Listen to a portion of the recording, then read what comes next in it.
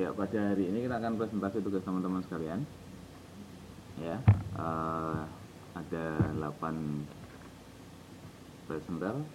Silakan dimulai dari undian nomor 1. Saya akan duduk di belakang karena mengamati.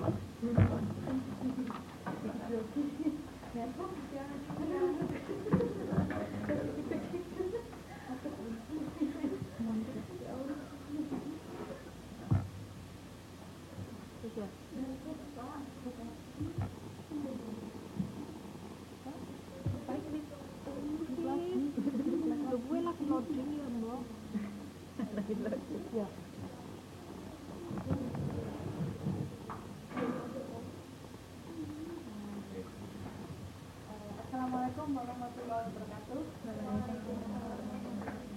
Selamat pagi Pak Bisur Adam dan teman-teman semua. Perkenalkan, nama saya Nanik. Di sini saya akan mempresentasikan analisa produk. Yaitu saya mengambil topik Nokia 3310. Siapa yang nggak kenal 3310? Dulu saya punya itu. Inilah apa bentuknya yang apa ya? Gemuk. Enggak, ya, ini bisa buat apa? Bandung kalau yang jalannya nggak jatuh gitu. Nggak rusak. Dari apa? Nokia sendiri itu punya nilai tambah yaitu satu dengan harga murah. Dan harga murah di apa? Nilai tambahnya yaitu dari bentuk. Kita bisa membelinya itu mendapatkan Nokia dengan akan mendapatkan yaitu harga murah. Harga murahnya itu dibanding yang dulu Nokia waktu keluaran dulu itu dia sudah improvement gitu loh. Yang dulu kan masih ada apa kayak kalau Nokia itu masih kayak apa ada antenanya atau apa, tapi antena ini untuk 310 itu udah enggak gitu. Terus daya tahan dari baterai sendiri dia itu bisa bertahan apa? Dan daya tahan itu apa untuk jatuh atau apa atau mungkin dilempar aja itu enggak rusak gitu, masih bisa dipakai. Terus dengan mudah diperbaiki. Nah, karena Nokia sendiri itu dia tidak ada kamera, hanya untuk telepon dan SMS. Seperti itu, jadi komponen di dalamnya itu enggak terlalu rumit gitu. Nah, misalkan rusak yang sebelah ini itu komponen untuk diperbaiki itu tidak mengeluarkan kocek yang mahal-mahal. Nah, terus baterai tahan lama.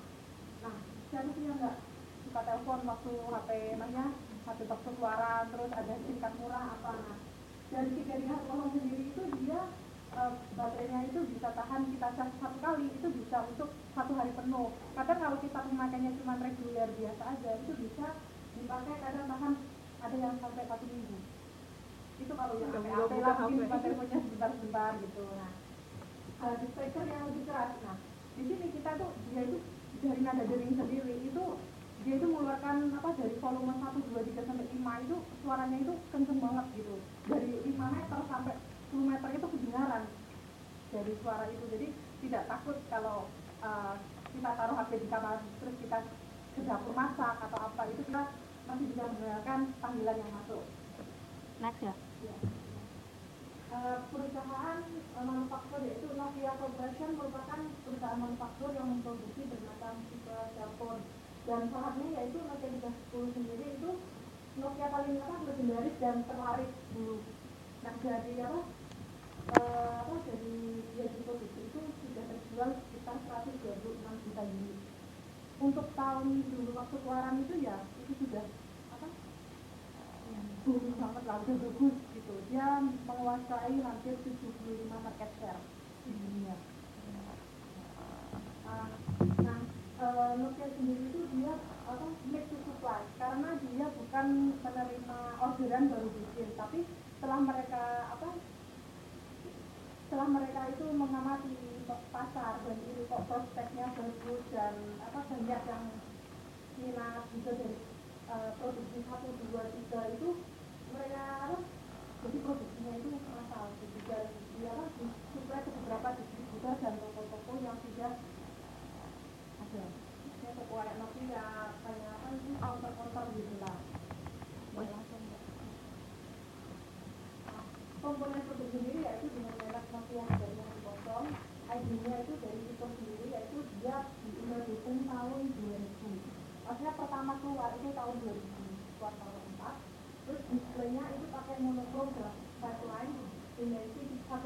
kali 48 cm dan beratnya 133 gram. Itu berat. Karena dibandingkan dengan HP-nya sekarang itu cuma tipis-tipis dan ini ya, itu dulu berat, tapi masih itu. Nah, karena memakai baterai yang 900 mAh itu bisa bertahan sampai 55 jam sampai 250 jam. Yang saya sebutkan tadi dari 1 hari sampai 1 minggu. Nah, jaringannya sendiri cuma pakai SIM card GSM, dia tidak bisa untuk internet. Nah, layanan pesannya ya itu hanya berbentuk SMS. Tapi di sini dia mempunyai keunggulan, SMS-nya itu bisa 465 karakter. Yang sekarang itu nggak bisa untuk HP yang sekarang. 100 berapa gitu? Yang orang ngerti ngotek. Secara rekodnya dia cuma sedikit, cuma bisa 8 rekodnya itu cuma 8 bisa dari keluar 8, terus 8, 10, 8 misalkan juga itu. Nah, gamenya saya pernah main game Snake 2 terus Space Impact itu. Waktu itu gamenya kan Betul gitu loh yang awal. Pokoknya seru banget. sebelum game sekarang keluar, game itu dulu kita udah Bantu misi sih kayak apa? dengan game itu. Nah, fitur lain yaitu predictive text input. Kalau kita salah ketik dia itu ada mengurangi sendiri, terus smart calculator, ada voice dial, mobile chat for SMS, dan ada jam juga, larang juga. Nah, dulu main game mesti ada yang larang apa sih, udah bagus banget kan waktu tahun 2000-an dibanding game-game yang sekarang udah keluar banyak. Dari benefit kita membeli Nokia sendiri itu kita dengan harga yang relatif murah itu kita bisa menggunakan SMS yang tadi sampai 400 karakter itu, terus membuat panggilan. Nah, HP sendiri keuntungan yang itu tidak jatuh, itu tidak rusak, tidak seperti HP sekarang. Kalau jatuh itu ngeblank. Udah Aku baru 3 bulan jatuh apa gitu. Nah, HP termurah dulu terus mempunyai casing pengganti yang murah. Nah, walaupun itu salah atau apa, kita itu nggak perlu tidak membeli itu casingnya itu juga paling berapa dulu ya, sekitar 20 ribuan lah, nggak sampai 5.000. Nah, dan yang bagus itu nggak perlu layar pelindung, karena nggak kayak zaman sekarang kan kalau perlu layar pelindung itu udah 600 MP 500 MP Santai wah. Nah, iya, terus untuk jaminan garansinya itu dulu itu kayaknya setahun ya. Nah, terus dia setahun. Punya lagi dia itu Nokia dulu kan waktu jaya itu dia punya memberikan jaminan itu waktu kita beli itu dijamin kalau produk itu tidak berfungsi waktu dibuka atau apa, itu tidak berfungsi bagus dan ada catatan itu langsung diganti dengan produk baru. Terus menyediakan berbagai perawatan dan perlengkapan, yaitu spare part, maksudnya casingnya itu dulu itu udah ada agak mulai dalam masa itu udah mulai ada yang enggak cuma biru tadi itu udah mulai ada bunga atau apa gitu. Nah, menyediakan spare part dan menyediakan tempat perbaikan perawatan di berbagai lokasi yang mudah dijangkau konsumen. Nah, Nokia sendiri karena waktu itu pembelinya itu mulai banyak, mereka sudah mulai mendirikan beberapa counter di tempat-tempat strategis, misalnya ya ada di shopping mall atau mungkin jalan-jalan raya yang banyak orang lalu-lalang apa gitu. Nah, servis sendiri kita itu tidak usah bingung gitu mau kemana kita itu kalau ada rusak itu gimana. Nah, karena sudah ada kontrak itu akan memberikan servis gitu. Kalau mungkin nggak bayar dalam masa garansi ya tidak bayar gitu, kecuali kena air biasanya dan itu nggak bayar. Nah, kemasan sendiri itu kan dulu karena nggak ada handsetnya, nggak ada apanya, itu cuma baterai sama charger dan kotaknya ya seperti ini, simple banget kan. Dulu itu udah mewah dan cuma satu buku panduan saja. Sekarang kan ada handsetnya, ada perlengkapan sekarang kan ada tongsisnya, HP, ya. Ada sekarang udah banyak macam kan, ada yang Bluetooth, ada ini, dulu mana ada. Ini cara sederhana, maksudnya modelnya juga belum kayak sekarang gitu. Sekarang teknologinya kan. Oh ya, untuk PLC sendiri program Artikel Nokia 310 yaitu introduction pertama itu tahun 2000 di kuartal keempat itu pertama diperkenalkan ke konsumen, ke pihak luar. Nah, dan setelah itu masa pertumbuhannya itu begitu cepat dari 2001 sampai itu perkembangannya banyak dari masa pekerja itu sudah bukan hanya pekerja kayak kantoran atau apa, buruh-buruh itu sudah pada mulai memakai HP gitu karena harga murah kan. Nah terus waktu maturity-nya itu sekitar tahun 2000 sampai 2005 itu stable gitu, belum mengalami penurunan sekali walaupun sudah ada Motorola, ada Samsung yang belum karena belum waktu itu belum ada Android. Nah dan itu bukan hanya dari kalangan muda saja, tapi saya sudah melihat itu dari orang-orang tua lanjut itu sampai umur 17 tahun itu bisa memakai Nokia itu karena pakai keypad dan simple untuk dipakai gitu. Terus masa decline-nya itu tahun 2005 sampai 2014 itu karena dari Samsung dari beberapa Apple juga udah mulai keluarkan itu Apple pakai iOS, terus Samsung itu mengadopsi Android. Tapi Nokia sendiri dia itu mengira dia itu sudah kuat gitu loh, dia itu sudah kuat dan pakai Symbian itu sudah banyak yang suka dengan penjualan yang meningkat, dia itu tidak mau mengupgrade itu yang baru pakai Android atau apa gitu, dia tidak mau mengadopsi, dia pikir dia itu sudah kuat dan tetap bertahan. Nah akhirnya sampai tahun 2000 karena udah Android dan masa teknologi internet apakah untuk beli pulsa atau sudah murah banyak, jadi mereka jarang lah untuk telepon beli pulsa atau apa. Nah mereka banyak berpindah ke Samsung, ke iPhone, sampai akhirnya pangsa pasar Nokia sendiri itu hanya paling mencapai 25%-an. Dan terakhir itu Nokia tahun 2014 itu dijual ke Microsoft seperti itu. Terus dengan kesimpulannya yaitu dilihat dari produk saya, kalau semua dari Nokia tadi, saya melihat perusahaan itu harus melakukan selalu penelitian, improvement, inovasi dan mengadopsi teknologi terbaru agar tidak ketinggalan dengan kompetitor. Juga agar kita itu perusahaan kita bisa menjadi leader dari beberapa kompetitor kita.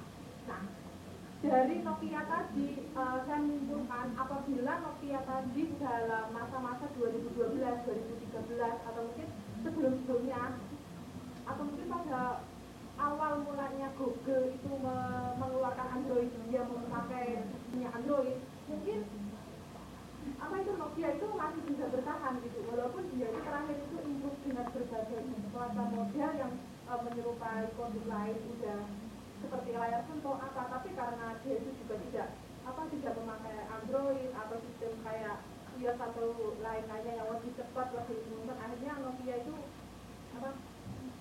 setelah itu sahabatnya tidak begini lagi.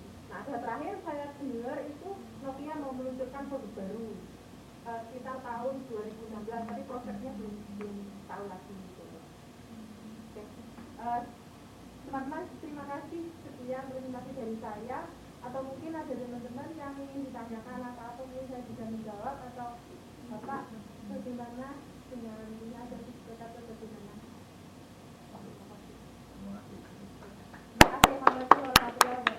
Waalaikumsalam warahmatullahi wabarakatuh. Ada mungkin mau bertanya? Monggo. Ada yang nggak ada yang tanyakan dari tadi? Ya, terima kasih ya. Saya komen pada decline-nya saja yang belum terjadi. Apakah badan itu sudah tidak ada lagi atau bagaimana? Ini begitu.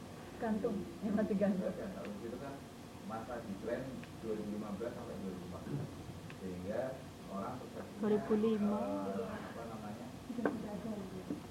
iya, nah 2014 masih 25%. Cuma second saja Pak, tapi yang lainnya 2014an itu sudah dari Nokia sendiri udah dijual ke Microsoft, jadi sudah kita produksi. Yang 3310-nya itu, yang 3310-nya ada penjualannya. Yang paling second saja. Nah, itu aja ya. tahu dulu. Ya, Ya, nah, jadi mungkin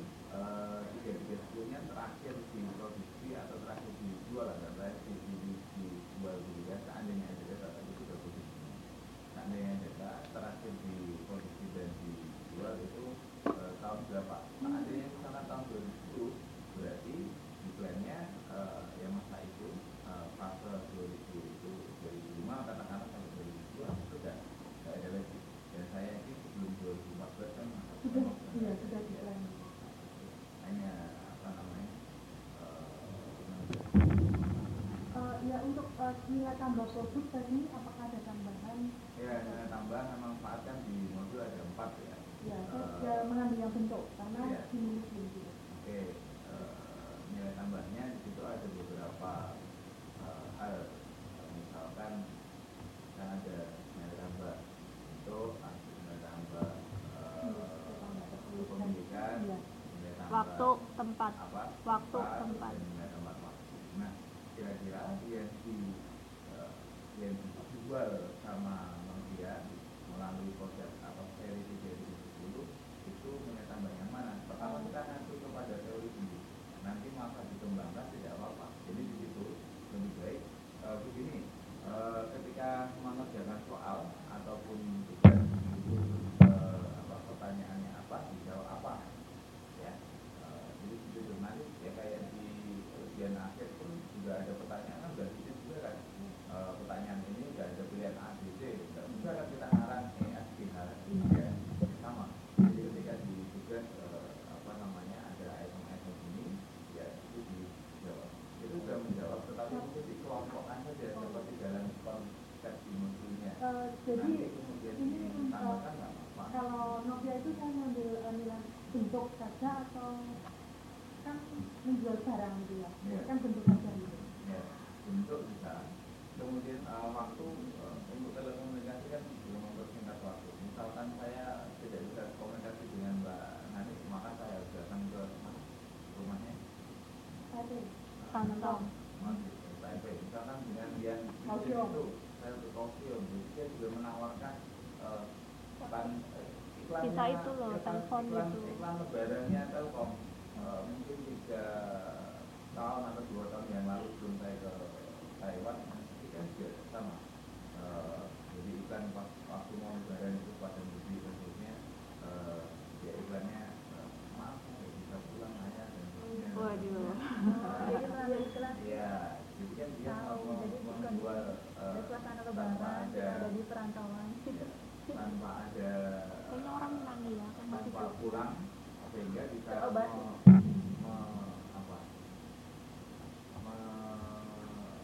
meminimalkan waktu perjalanan karena Mengefisiensi lah. itu juga nilai tambah. Jadi juga dulu kemudian rinciannya oke. Saya ada tulis tapi lupa masukin makanya tadi saya tanya. Sudah, terima kasih Pak. Terima kasih. Iya. Kemudian Coba. Kedua. urutan kedua siapa tadi yang dapat? Kata sih kepriwenya orang muda. Bet. Mungkin kurang nggak apa-apa. Yang sudah siap.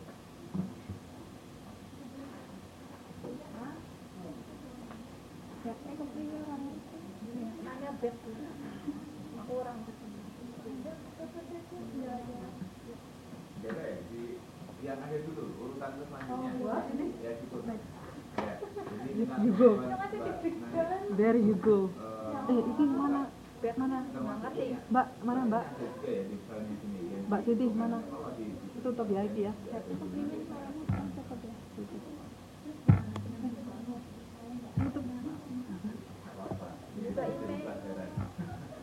Pak, nutupnya gimana ini Pak? Bapak. Plus itu ya? Close. Close ada itu. Gitu. Ini zoom kok kayak. Atas ya. Aku juga nggak pernah pakai Apple ya. Keras kata Bapak tuh. Itu yang melanggar. Ini biar juga.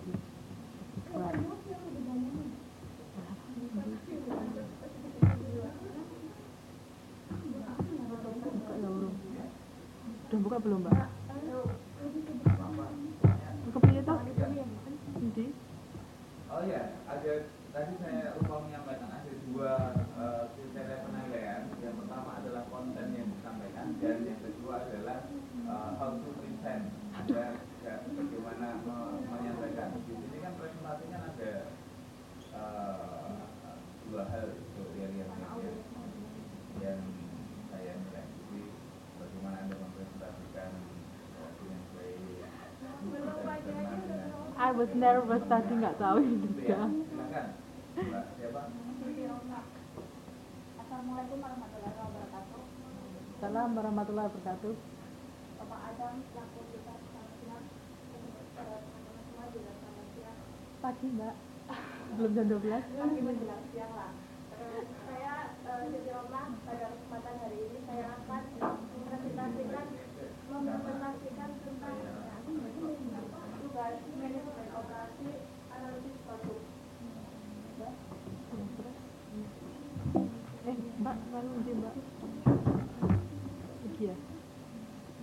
Pada hari ini saya menganalisis produk silver queen. Fakta tentang silver queen yang pertama yaitu diproduksi sejak tahun 1950 oleh PT Petra Food. Silver queen ini merupakan coklat asli Indonesia. Fakta yang kedua yaitu produk silver queen ini adalah produk yang paling menonjol dari merek coklat lainnya di taraf internasional. Yang ketiga, sampai belum lengkap tanpa silver queen, itu merupakan slogan dari silver queen ini sendiri yang mudah diingat di benak kita. Yang keempat, jenis silver queen ini ada coklat putih, ada coklat putih dan coklat hitam. Di sini saya menyisipkan gambar contoh coklat putih, karena yang coklat hitam kita kan sudah sering lihat ya. Terus fakta yang kelima yaitu yang menjadi ciri khas dari coklat silver queen ini sendiri, jumlah coklat yang lebih banyak dibandingkan jumlah susu yang ditambahkan.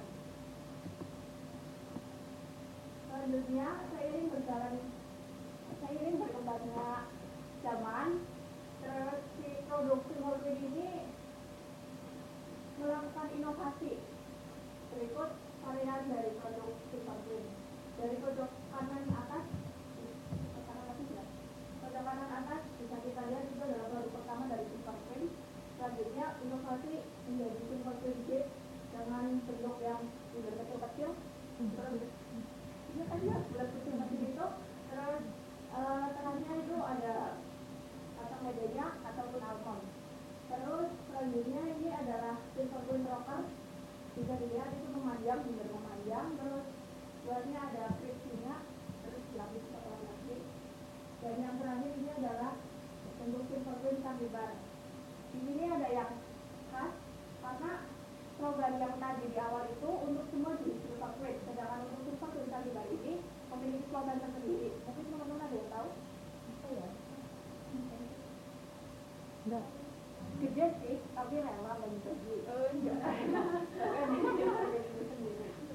Enggak. Selanjutnya nilai tambah. Nilai tambah di sini yang pertama kan ada dari manfaat waktu, manfaat bentuk, manfaat tempat, dan manfaat kepemilikan. Di sini produk silver queen termasuk pada manfaat bentuk. Manfaat bentuk yang dimaksud yaitu adanya proses produksi dari komposisi seperti yang kita lihat itu ada gula, mungkin ada kacang mede, ada coklat, mungkin ada vanili dan garam.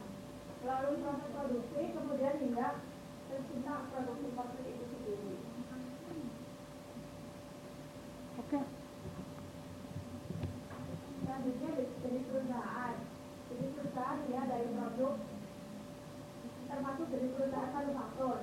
Manufaktur yang dimaksud yaitu bahan baku diolah melalui proses produksi sehingga menjadi produk, terus baru dipasarkan. Jadi perusahaan dari pemilik proses produksi termasuk make to supply. Make to supply di sini yang dimaksud yaitu adanya proses produksi terus baru dipasarkan ke internasional. Komponen produk pertama merek sendiri yaitu silver queen. Kemudian terdapat inovasi menjadi silver queen Sangibar, silver queen gate, silver queen rocker. Selanjutnya yaitu IJ di sini ada 4 poin, fitur, kelebihan, service, dan benefit. Produk silver queen ini termasuk pada benefit. Yang pertama, temankan tanpa kopi. Jadi silver queen ini adalah snack ringan yang bisa menemani kita saat santai, saat kita minum teh atau minum kopi. Terus tidak diragukan lagi kan rasanya enak. Terus silver queen ini juga harganya sangat terjangkau. Terus mudah ditemukan di mana-mana. Jadi dari warung kecil pun ada gitu ya, sampai ke supermarket yang gede-gede kayak gitu. Terus cocok untuk semua usia. Jadi ataupun untuk anak kecil gitu juga boleh makan semprotin ini. Selanjutnya dari segi kemasan. Kemasan semprotin ini terbungkus oleh aluminium foil, kemudian dibungkus dengan kertas khas Silverqueen. Mungkin gradasi dari kacang ini mengubah selera kita gitu ya. Jadi kita saat melihatnya itu jadi tergiur ini titik. Terus juga tulisan Silverqueen ini dibuat timbul agar ada sensasi sentuhan di saat kita memegangnya. Kemudian produk life cycle. Produk life cycle di sini seperti produk-produk yang lainnya. Yang pertama yaitu production, kemudian adanya pertumbuhan, terus pada taraf kedewasaan. Tapi di sini Silverqueen pernah mengalami penurunan reputasi karena di situ ada ditemukannya ulat pada kemasan sehingga menurunkan penjualan, kuantitas penjualan. Namun di sini perusahaan bisa berinovasi kembali, bisa membuat penelitian yang lebih sehingga menjamin kualitas dari produk itu lagi sehingga bisa tumbuh kembali dan dewasa kembali. Kesimpulannya yaitu Silverqueen merupakan tokoh Indonesia yang menonjol di antara merek internasional lainnya. Kemudian adanya kenikmatan di setiap gigitan menjadikannya cocok sebagai teman santai dengan kopi atau teh. Pelajaran dari kasus ulat di dalam kemasan menjadikan perusahaan lebih memperhatikan kebersihan produk yang menjadi kualitas produk yang unggul, sehingga menarik minat konsumen. Akhirnya Silverqueen bisa bertumbuh menjadi besar. Kemudian presentasi dari saya, apabila ada yang mau ditanyakan silahkan. Apakah mbaknya sudah mencoba semua dari Silverqueen produknya itu? Belum. Dan bagaimana tahu dari gigitan pertama begitu ya kan menggoda? Udah pernah sih untuk yang Silverqueen biasa udah pernah, terus bisa vibar udah, tapi untuk rokok dan sip belum. Aku juga belum. Nggak tahu kalau belum tahu. Oke. Mungkin ada yang lain? Oh iya, pernah tahu gimana dari kasus ulat tadi itu bagaimana menanggapi itu, bagaimana dia menyelesaikan masalah itu gitu loh. Tadi kan katanya ada ulat. Nah, bagaimana perusahaan sendiri itu menanggapi masalah itu gitu loh. Ya, perusahaannya itu lebih menekankan kebersihan produk itu sendiri. Jadi mungkin kan adanya ulat itu karena keteledoran dari karyawan atau apa gitu saat membuat gitu. Jadi di situ si perusahaan itu berusaha menekankan untuk lebih bersih lagi gitu. Atau mungkin salah pemakaian kemasan atau apa gitu ya. Ya, seperti itu.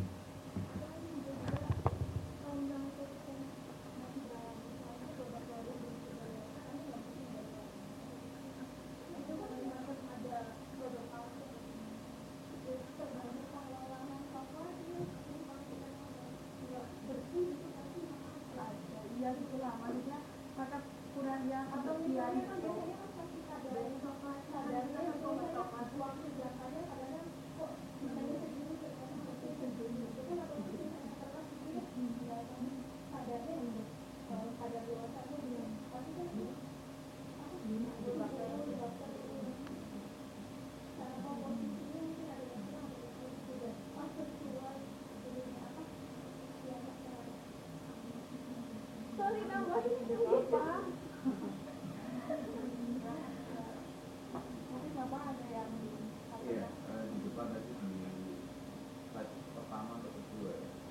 pertama kedua ada yang lewatan ya lah.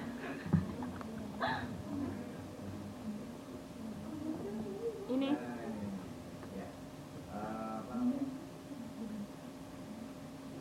jadi 3 sampai belum lengkap tanpa Silverqueen.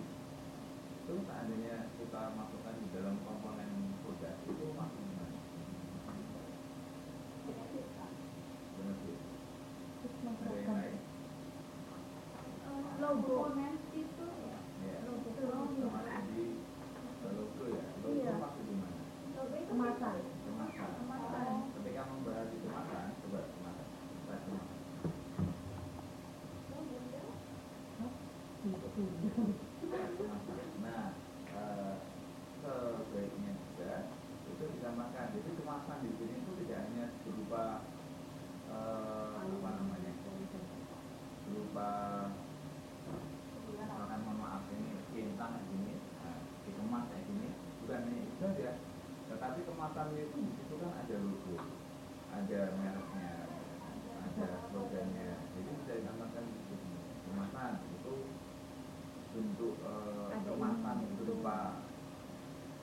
berupa kemasan yang dalam arti fisik, berupa apa bungkusnya itu. Nah, kemasan di sini bisa bungkus, bisa juga nanti di situ ada apa namanya logo perusahaannya, logo brandnya, kemudian juga ada slogannya tadi itu, slogan itu namanya tadi slogan. Kemasan itu harus bisa ukuran kemasan. Untuk ukuran kemasan dimensinya bisa juga kalau mau dibuat detail.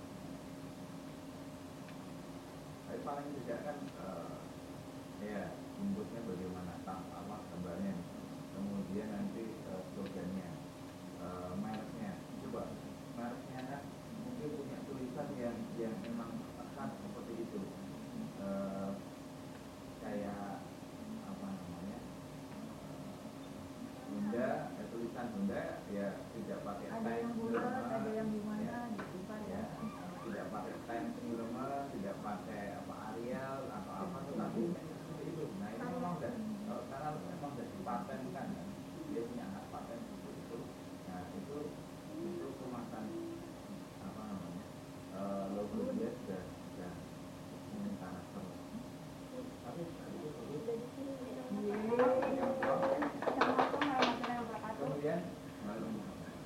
kemudian antrian berikutnya nomor 4.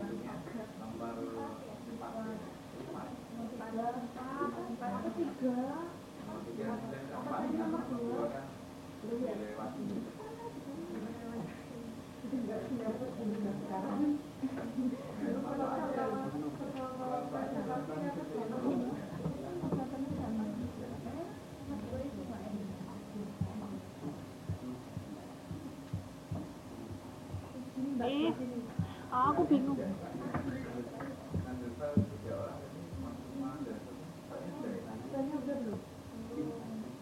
Apa sih, kemana sih, aku kok bingung. Pak Ajeng, tolong Pak Ajeng enggak usah tinggal sama yang bingung. Aku tadi apa berusaha membuka tapi nggak bisa. Yang mana? Kok nggak ada di sini? Coba dipindah ke atas. Ini gimana nih? Ah, di sini.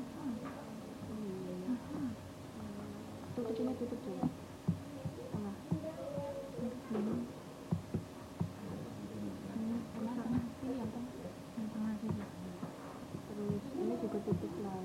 Tutup gaya aja, tutup. Terus ini.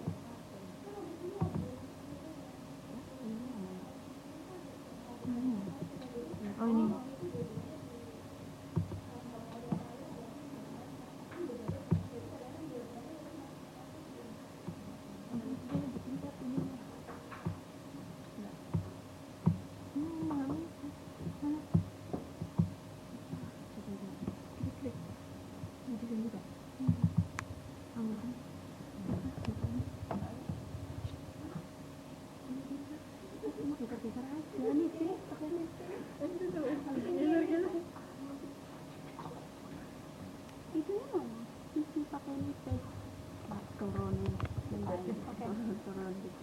Kalau ini ngomong next ya. Iya. Next.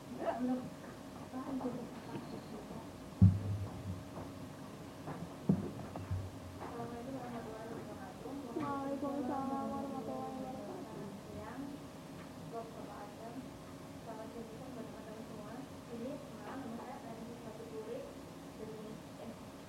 Ini saya akan mempresentasikan Bayu keberapa Bayu? tentang tugas pertama tentang analisis produk. Di sini saya memilih dari merek Pond's Flawless White. Tadinya mau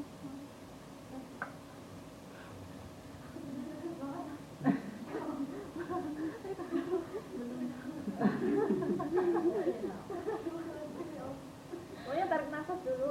Nah, Jangan, tulisannya apa? Nafas kenapa? Nggak tahu.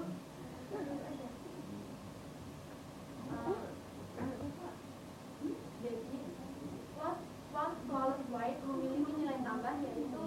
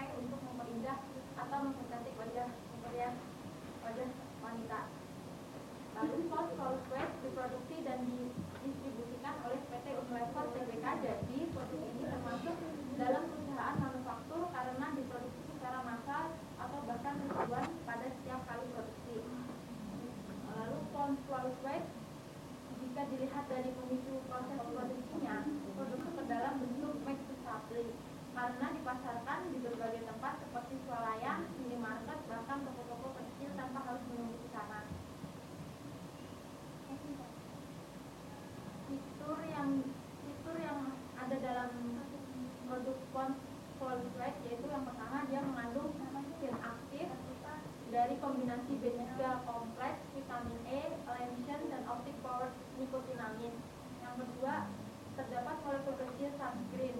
Yang ketiga mengandung moisturizer. Yang keempat mengandung SPF 30+++. Yang kelima mengandung formula kombinasi rose lumiere serum atau gliserin dan bunga mawar. Benefitnya kesel aja. yang pertama, benefitnya yaitu menyamarkan noda hitam dan menghaluskan kulit wajah. Yang kedua, membantu menetralkan radikal bebas dari lingkungan seperti ozon dan polusi udara yang bisa menggelapkan warna kulit, mencerahkan kulit wajah, melindungi kulit dari sinar UV, dan produk ini cocok dipakai untuk semua jenis kulit. Jaminan yang diberikan dari Pond's kepada pada customer atau pemakai produk Pond's ini yaitu dalam waktu 7-14 hari kulit akan terlihat lebih cerah dari sebelumnya. Terus servis yang diberikan dari produk Pond's yaitu dia memberikan layanan perawatan konsultasi wajah secara gratis di beberapa event tertentu seperti kayak periksa jenis kulit, jenis wajah, terus seperti facial, terus kayak ya itulah. Dari kemasan dari produk Pond's memiliki yaitu di ukuran yang berbeda. Yang pertama yaitu 10 gram dalam bentuk wadah plastik jelas berwarna putih dengan bentuk warna pink. Yang kedua yaitu 50 gram dikemas dengan wadah kaca dark dan tutup pink gloss. Jadi keduanya dilengkapi dengan lid untuk menjaga isi agar tidak mudah tumpah atau berantakan. Tahu nggak lid itu apa? Lid itu yang itu loh, biasanya yang yang kayak kertas yang kertas yang kayak aluminium itu loh, yang biasanya di produk-produk kecantikan itu kan ada biar nggak tumpah atau melindungi biar tetap padat gitu. Ini jadi PLC-nya ini introduction-nya yaitu produk Pond's Flawless White ini pertama kali itu diluncurkan itu pada sekitar tahun 2010 sampai tahun 2011. Terus mulai dikenal sama orang banyak itu masa pertumbuhannya itu kita tahun 2013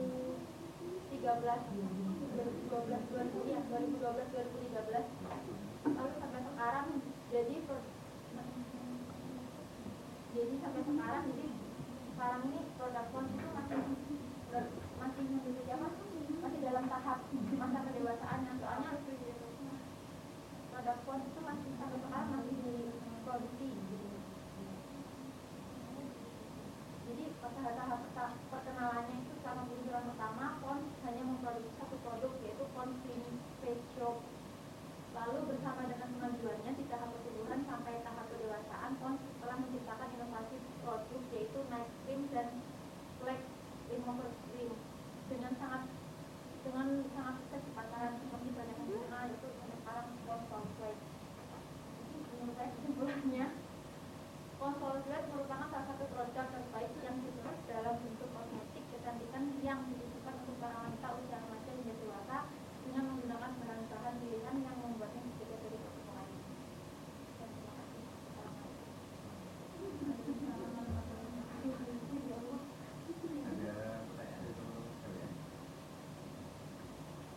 Itu cara memproduksinya lewat apa? Maksudnya penyebaran produknya?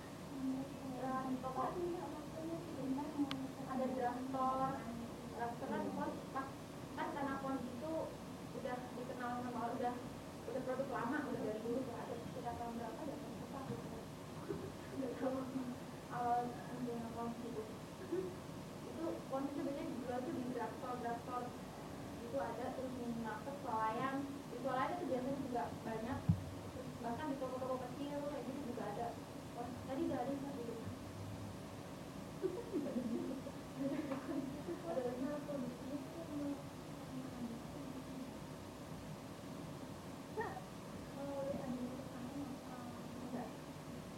karena ini kan pos kan merupakan manufaktur ya, jadi dia masih satu setiap produksi itu dia produksi banyak gitu, tanpa nunggu pesanan dia ada produksi. Misalnya kayak pesanan ada air panas enggak ya?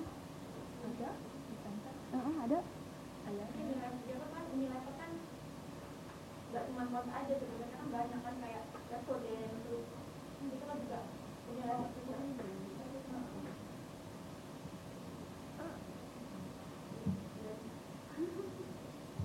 Nggak ada tulisan itu ya? Udah.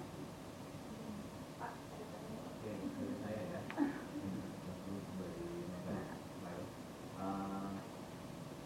Tadi ada beberapa yang belum dijelaskan. Jadi saya minta nanti juga teman-teman yang lain sudah mempresentasikan, meskipun juga jadi baiknya kalau tidak tangannya ada yang kurang, silakan dapatkan. Jadi bagaimana tipe produksinya, dilihat dari Karakteristiknya gitu. ya, dilihat dari apa? Jadi ada menu order, atau menu supply, ini kan dijelaskan ya. Tadi udah kan gini tadi. Pakai apa? Kemudian apa namanya? Jadi analis produk, komponen produk, PLC juga, kemudian itu menu order supply. Nah nanti kira-kira itu sudah dibuat untuk Mbak siapa nanti tidak apa-apa dijelaskan saja. Kira-kira yang ditanyakan di tugas itu belum tertulis, nanti kan saran Tinggal dilengkapin aja. dilengkapi. Jadi prinsipnya apa yang ditanyakan jawablah. Ya. Pertanyaan saya sebenarnya tadi yang untuk ordernya supply, karena ketika saya Lagi? tadi, Ada Pak tadi.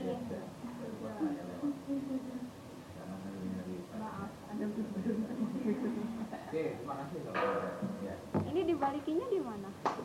Plus aja. Tambah Tengah. ya. Ya. Aku ya.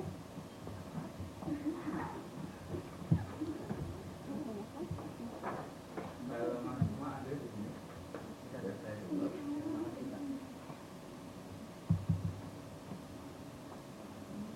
Mungkin bisa Daripada dulu ya. Assalamualaikum warahmatullahi wabarakatuh. Waalaikumsalam warahmatullahi wabarakatuh. Bapak Adam dengan pertanyaan yang adalah presentasi saya akan menjelaskan produk analisis produk Indomie. Buatkan aja, itu buatkan aja. Buatkan, karena suaranya biar masuk. Ini nggak punya kan dokter. Jadi oh itunya ya 70% itu. Yang ini loh, yang 70%.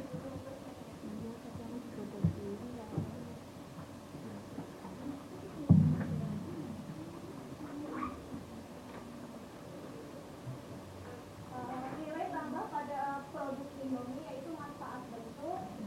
Awalnya yaitu pembuatan bentuk Indomie itu dari tepung lalu dicampur air, terus terdapat proses pencampuran antara tepung sama air lalu dicetak pengepresan.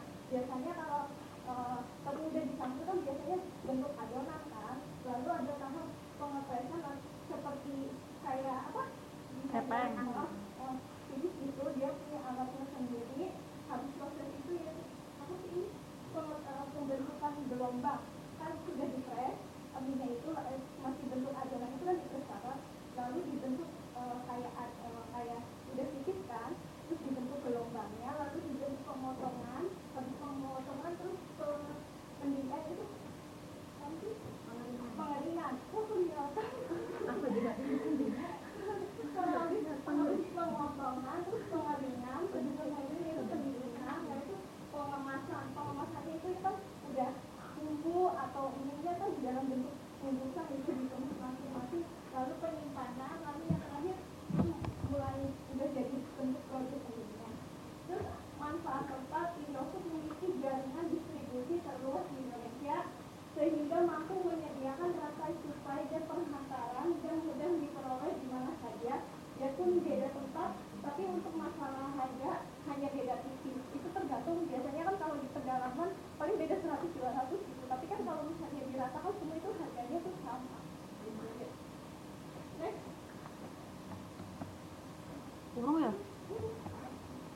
nggak tahu nextnya gimana. Udah. Riset aja. Itu manfaat dari ya. Itu manfaat. Bukan ya? Itu manfaat tempat itu nggak tahu orang kayak gitu. Tempatnya udah. Udah. Nah, udah terus. Ini manfaat jaringannya itu setiap daerah jaringan memiliki sertifikat resmi sebagai bukti. Kok jadi kayak gini? Anu diperbesar loh. Kepemilikan yang mutlak dengan hari biasa karena ada nilai tambah dan di sini setiap apa ya, jadi dia punya nilai tambah sendiri gitu. Biasanya kalau raw material itu biasanya kan harga produk lain pada naik, jadi kan biasanya kalau produk ini biasanya dibuat stok yang di gudang itu banyak. Jadi kalau misalnya raw material itu harga naik, jadi dia pengeluaran baru, jadi dia mempunyai nilai tambah manfaat yang paling murah. Terus manfaat kepemilikan di setiap daerah jaringan distribusi yang resmi itu memiliki sertifikat resmi sebagai bukti kepemilikan yang mutlak. Iya gitu. Iya. Perusahaan dilihat dari produk, yaitu produk Indomie. PT Indofood banyak menampilkan produk konsumen bermerek yang terdiri dari 4 divisi, yaitu mie instan, bumbu penyedap, makanan ringan, dan nutrisi dan makanan khusus lengkap dengan detailnya. Biasanya produk kayak perusahaan ini biasanya pakai mass production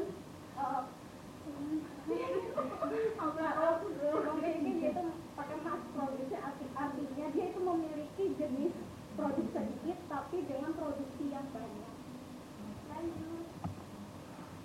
Proses produksi yaitu produk Indomie dengan proses suplai, karena Indomie terlebih diproduksi dahulu dalam jumlah banyak dan dikemas rapi lalu ditempatkan ke gudang untuk ditempatkan pada area-area yang memiliki outlet rantai yang banyak, memasokkan di beberapa distribusi dan toko eceran sehingga gudang dapat melayani dalam waktu yang sesingkat mungkin dan konsumen mudah untuk mendapatkan produknya.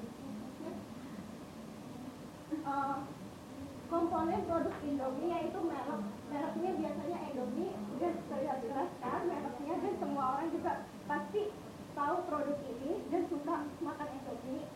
Dari fiturnya yaitu packing yang menjadi daya tarik Indomie untuk dilirik konsumen dengan aksen warna dominan merah, kuning, hingga hijau dan logo Indomie. Daya tahan Indomie tergolong makanan cepat saji dengan tenggat kadaluarsa kurang lebih hanya 1 tahun. Indomie sebagai pemenuh kebutuhan konsumen dan tetap aman dikonsumsi karena di dalam kandungan Indomie terdapat gizi yang dibutuhkan tubuh. Harga yang terjangkau dalam pembelian eceran dan lapisan. Kepuasannya yaitu Indomie selalu berusaha memenuhi kebutuhan konsumen yang semakin banyak. Matanya jangan pas lihat. Semakin banyaknya variasi dan cita rasa sesuai selera Nusantara, Indonesia dan negara luar, sehingga menimbulkan kepuasan dan kenikmatan. Yang ini Indomie selain dapat dibeli per bungkus, dapat juga dibeli paket 5 bungkus dan 1 paket sehingga mudah untuk dibeli di setiap kalangan. Jaminannya itu Indomie memiliki jaminan daya tahan kurang lebih 1 tahun. Grup Indofood memiliki jaringan distribusi terluas di Indonesia, menembus sampai hampir ke setiap sudut kepulauan dan negara luar, sehingga mampu menyediakan penetrasi yang lebih luas melalui rantai suplai dalam, dan setiap gudang dapat melayani masing-masing area geografis dalam waktu yang sesingkat mungkin dan tepat. Servisnya yaitu Indomie memiliki nutrisi dan rasa yang tinggi dan harga minimal, terjangkau, mudah dalam pemesanannya. Adanya kontak layanan untuk menanyakan keluhan-keluhan konsumen tentang kerusakan atau ketidaknyamanan pengguna produk. Kemasannya itu pengemasan Indomie yaitu proses menyatukan dan pembungkusan mie, bumbu, minyak, bumbu, dan solid lainnya dengan menggunakan etika sesuai dengan standar yang telah ditetapkan. Tujuan dari proses pengemasan adalah untuk melindungi Indomie dari kemungkinan tercemar atau rusak, sehingga mie tidak mengalami penurunan mutu ketika sampai pada konsumen. Setelah dikemas, mie tersebut akan dimasukkan dalam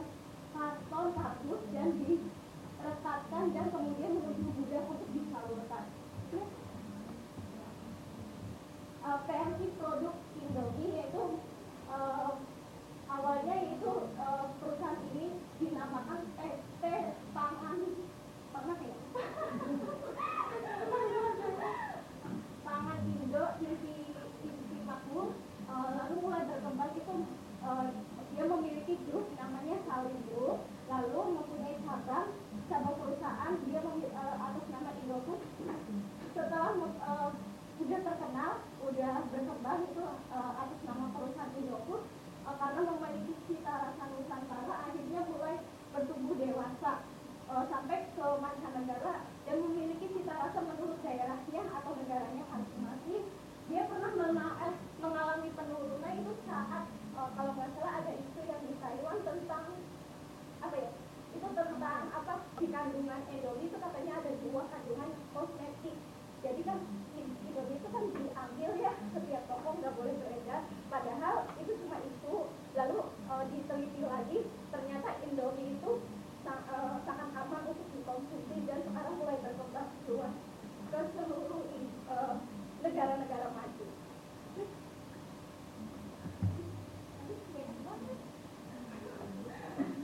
Pantai.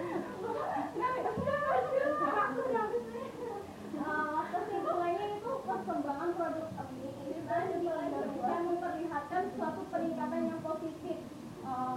Walaupun pada tahun 2006 sempat mengalami penurunan produksi secara kuantitatif, produksi instan dari tahun ke tahun mengalami kenaikan tren yang positif. PT Indofood sukses makmur ketika merupakan salah satu perusahaan mie instan dan makanan olahan terkemuka di Indonesia yang menjadi salah satu perusahaan yang dimiliki oleh Sally Group yang memproduksi banyaknya cita rasa dan merek, banyaknya produk mie instan yang beredar di pasaran dan persaingan tingkat produsen yang semakin tinggi menyebabkan PT ISN TBK harus dapat bertahan dengan baik dan meningkatkan daya saing.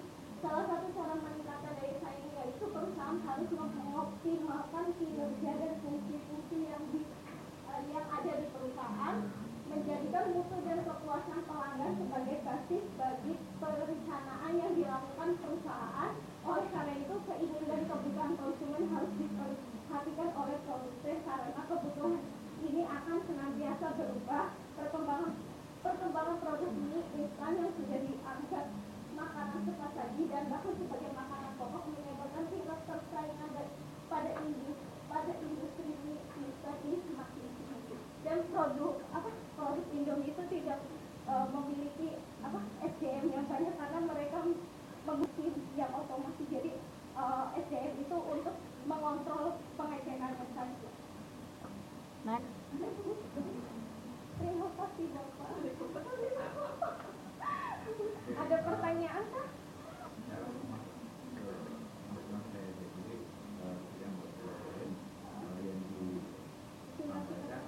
Poin-poinnya saja, asalnya mau dipresentasikan sehingga dalam satu pertemuan saya kebetulan tadi melihatnya itu udah Enak mbak. jadi apa beda dengan kalau ada buat tulisan di Word laporan itu ya memang itu untuk Word dan memang untuk tulisan saja. Tapi kalau PowerPoint itu untuk poin-poinnya. Kalau memang banyak yang mau disampaikan, ya itu bisa dipisah menjadi 2 atau 3 slide. Ya, kalau kayak gini nanti nggak enak. Kemudian sebenarnya kalau saya suka sebenarnya poin-poin saja kemudian disampaikan. Tetapi ketika saya ngajar karena siapa tahu handout-nya nanti di print kemudian buat untuk belajar. Saya kasihkan keterangan yang lebih banyak. Sebenarnya kalau saya juga suka poin saja, cuma kesimpulan 1 apa, 2 apa, 3 apa, tetapi biasanya saya kasihkan keterangan banyak karena siapa tahu sama teman-teman sekalian. Tapi kalau di print mungkin pakai untuk belajar ada keterangan lebih. Ada yang ditanyakan? Tidak. Ya, SDM. Tadi kan jadi ngomong SDM itu sedikit semacam pengontrolan saja. Kalau itu saja benar. Iya kan, jadi kan setiap memproduksi itu kan mana ya? Lintas sih. Oh iya. Yang kedua itu pengopresan itu apa ya? Yang manfaat bentuk Produksi. awal. Proses produksi. Iya.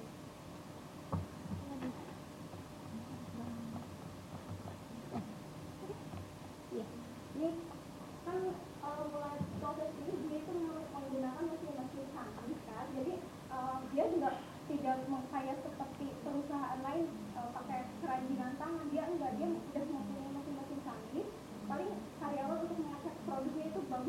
untuk dikirim atau setiap kan sudah ini potongannya udah rapi juga kan biasanya kan kalau udah ini kan udah bagus-bagus ya kecuali udah beredar ke toko-toko itu kadang-kadang untuk atau gimana itu kan terserah tapi dalam ininya untuk pengecekan pengontrolan.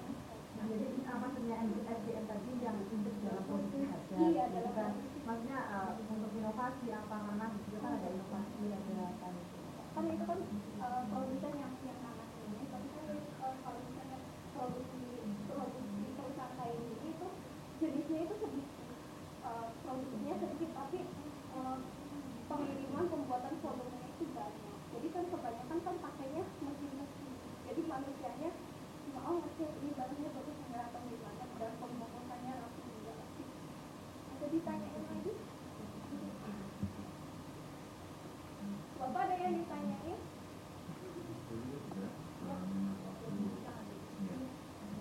Sebelumnya saya ucapkan terima kasih. Semoga penjelasan saya dapat bermanfaat. Assalamualaikum warahmatullahi wabarakatuh. Waalaikumsalam warahmatullahi wabarakatuh. Siapa? Siapa lagi?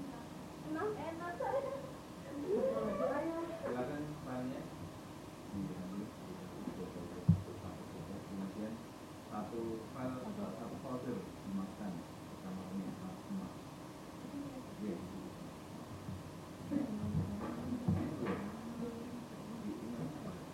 Bisa 3 kali ya? Bisa ya, gitu. Dua jawaban tempat dulu.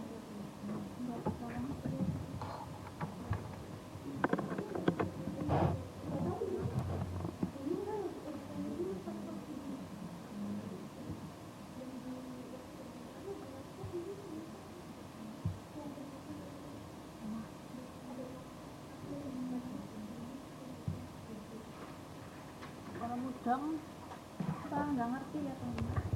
Kita nggak tahu itu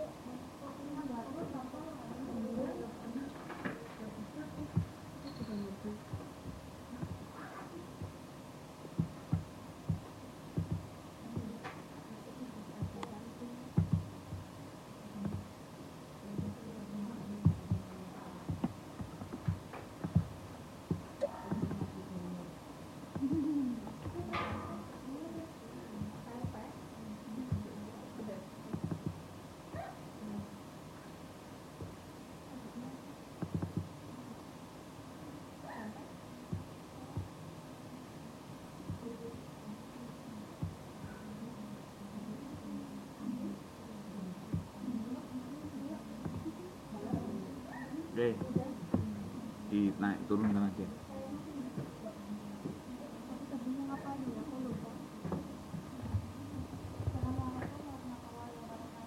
Waalaikumsalam warahmatullahi wabarakatuh.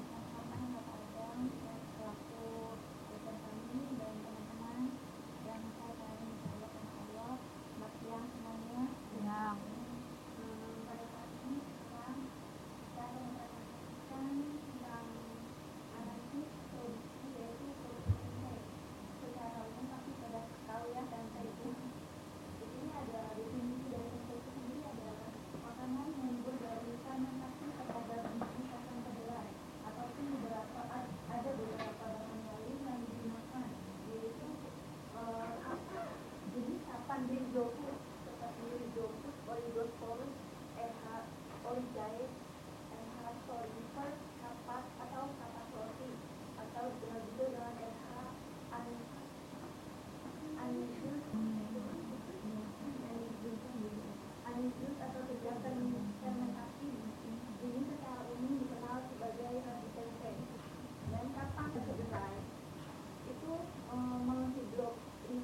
Senyawa-senyawa kompleks menjadi senyawa sederhana yang mudah dicerna oleh manusia. Tempe kaya akan serat pangan, kalsium, vitamin B, dan zat besi. Secara umum juga tempe berwarna putih karena pertumbuhan Neisseria kapang yang merekatkan biji-biji kedelai sehingga berbentuk tekstur yang memadat. Degradasi komponen-komponen kedelai pada fermentasi membuat tempe memiliki rasa dan aroma khas berbeda dengan tahu. Tempe berasa agak mahal. Nah,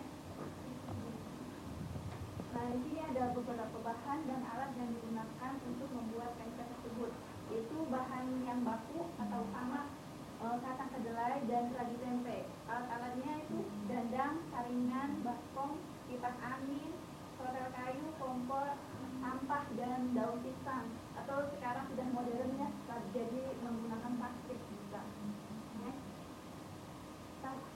pembuatan tempe.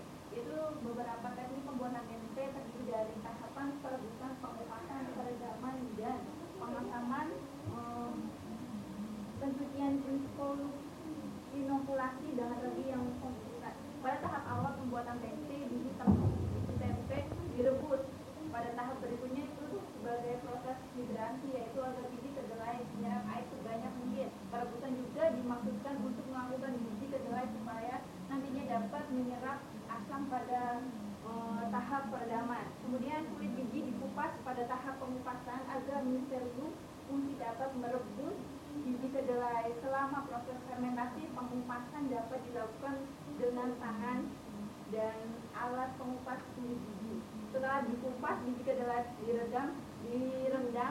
Tujuan tahap perendaman itu ialah untuk hidrasi biji kedelai dan membuatkan terjadinya fermentasi asam laktat secara alami agar diperoleh keasaman yang dibutuhkan untuk pertumbuhan ini.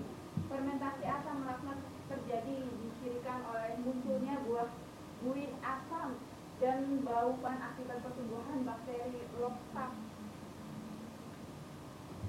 Lactobacillus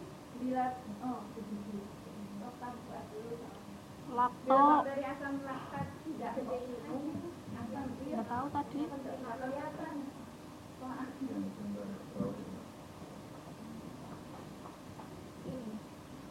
Bukan, tadi itu bapaknya di sono. Apa tahu tekan ini kan udah maksudnya ini di sini.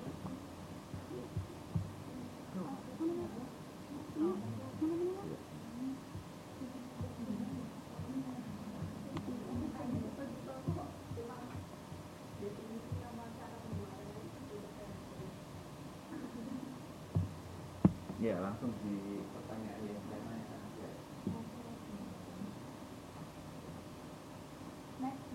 Iya. Nilai tambah pada manfaat atau manfaat produk tempe memiliki nilai tambah, diantaranya nilai tambah atau manfaat bentuk. Dilihat dari cara pembuatannya tempe tersebut, yaitu dari kacang kedelai dan ragi tempe yang diolah melalui beberapa tahapan sehingga menjadi satu produk yang disebut tempe kedelai yang bisa kita konsumsi dan siap untuk dipasarkan.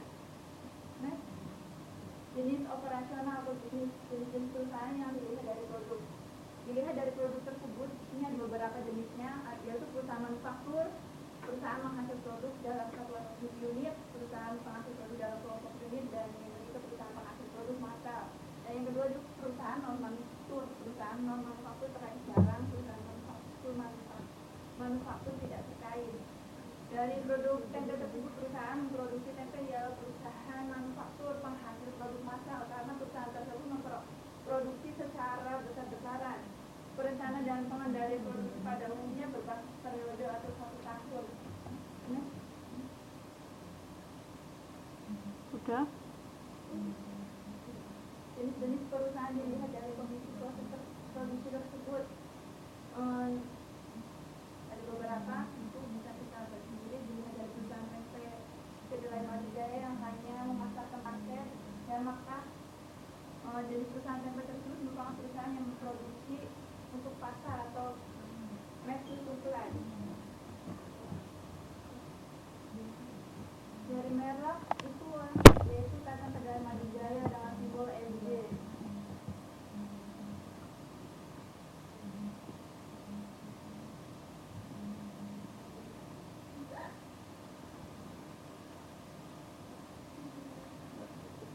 Idenya kedelai Madijaya rasanya tidak terlalu asam, bisa bertahan lebih lama, warna kedelainya putih, tidak terlalu coklat, dan jika digoreng tidak rusak. Bentuk tempe mayoritas berbentuk persegi panjang, bertahan sampai 2 minggu, bahkan bisa 1 bulan kalau kita ditempatkan di lemari es. Tempat sudah di pasar. Tempe Next ya. Next apa orang? belum. Idenya Bingung. apa? Udah. Idenya tempe kedelai Madijaya ya. Tempe yang sudah dipasarkan dan ternyata ada yang tidak ini, misalkan kemasannya sobek atau apa, kita tempe Madijaya akan segera menggantinya. Maksudnya ini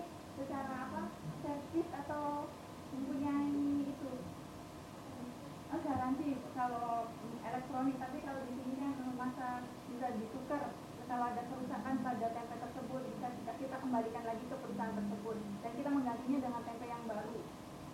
Dan kemasannya, tempe kedelai madu tersebut dikemas dengan menggunakan kemasan plastik dengan simbol NJ dan berlogo halal, mempunyai manfaat membantu menurunkan tekanan darah, menurunkan kolesterol dan menjaga sistem pencernaan, tertulis pada tanggal pembuatan dan masa kadaluarsa.